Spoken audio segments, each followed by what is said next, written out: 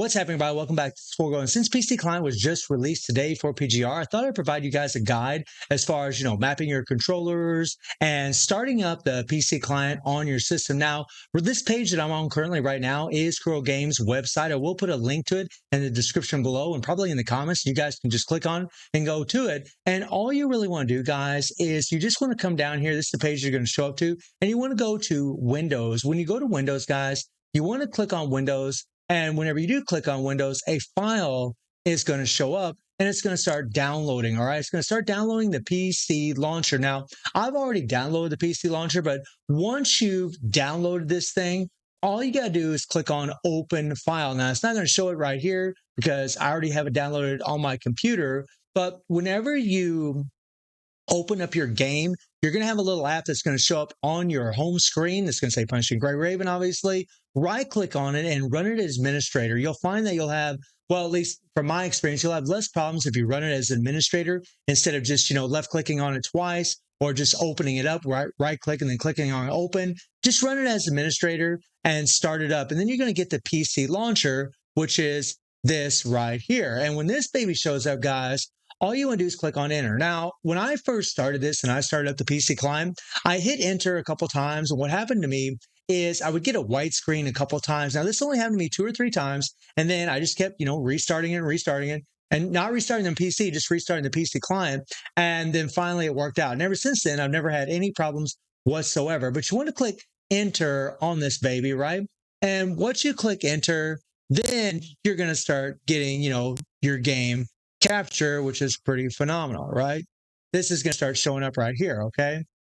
And once it gets loaded up, guys, they're going to ask you for your Google account. That's not a big deal, right? Start in with your Google account, whatever it may be.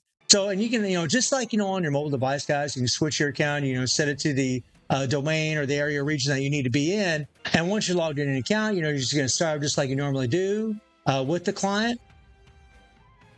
And boom, shakalaka. Now, what you want to do, guys, is you want to start mapping your controllers or your keyboard, whatever the case may be. Now, a little tip that I can give you guys as far as, playing on this thing. Sorry, that's my other computer going off right there. What you can do is you can run full screen and borderless. Now, obviously, if you're using window mode, you can move your screen from one side to another, or move your window from one computer monitor to another monitor. Like, for example, in my setup, I have a laptop, and then I have a separate monitor that I actually use for my gaming, which I actually watch my games on. But there's a little bug to where, like, say you have your game on your monitor, and you take your mouse and you right-click or click on your laptop screen, then all of a sudden the screen for Punching Gray Raven disappears and it just goes black. I don't know what it is. Maybe it's my computer. I don't really know. But to alleviate this problem and to make it stop, I just ran on full screen and ran borderless. Now, if you do click on window mode, you guys can see all the different settings that you are able to use. Not all the different settings, but all the different resolutions that you can use. I'm using 19 by 20, but I want to stay on full screen. I'm running max settings on this thing, guys.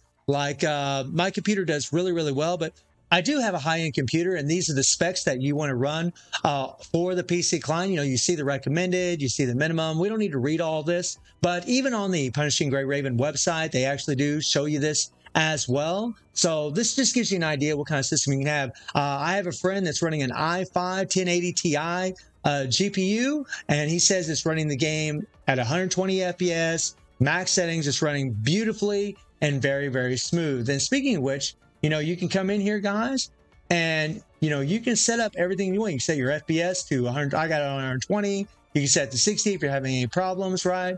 I have all these other things pretty much the way that factory would set them.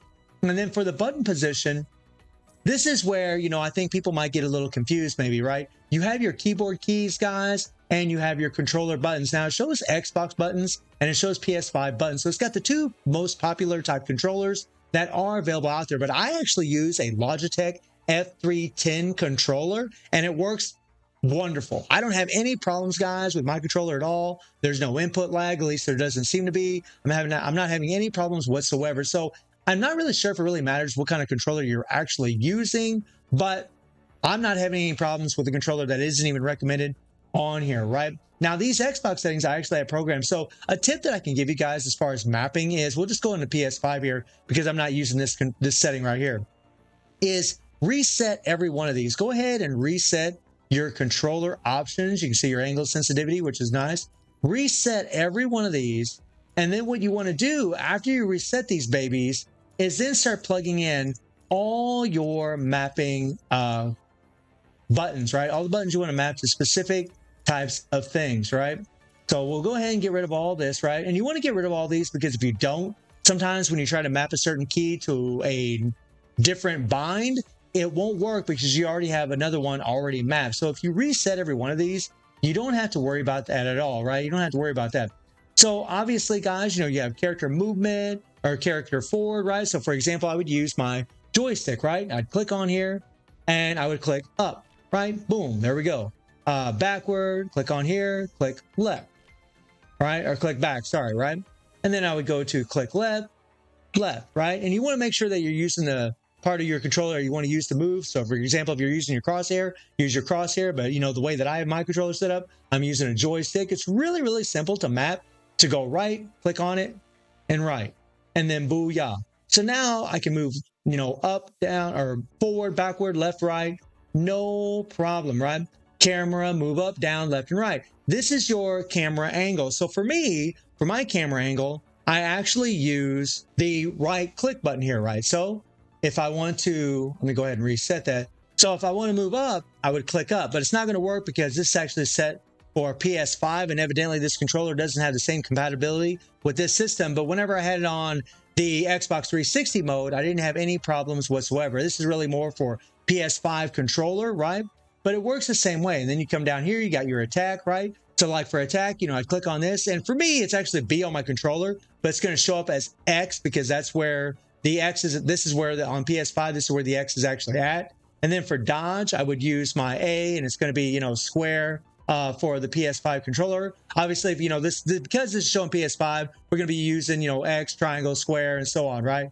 Rapid fire, signature, and just program it to whatever you want on your controller. Now, you see the Cub skill, guys, the lock on, right? And then you have your orbs. Now, orb one is the orb furthest to the right. It's the very first orb that you have available. Then the second orb is the next one, then the third, then the fourth, and the fifth, and so on and so on and so on, right? So for me, like my orb one is actually Y, right?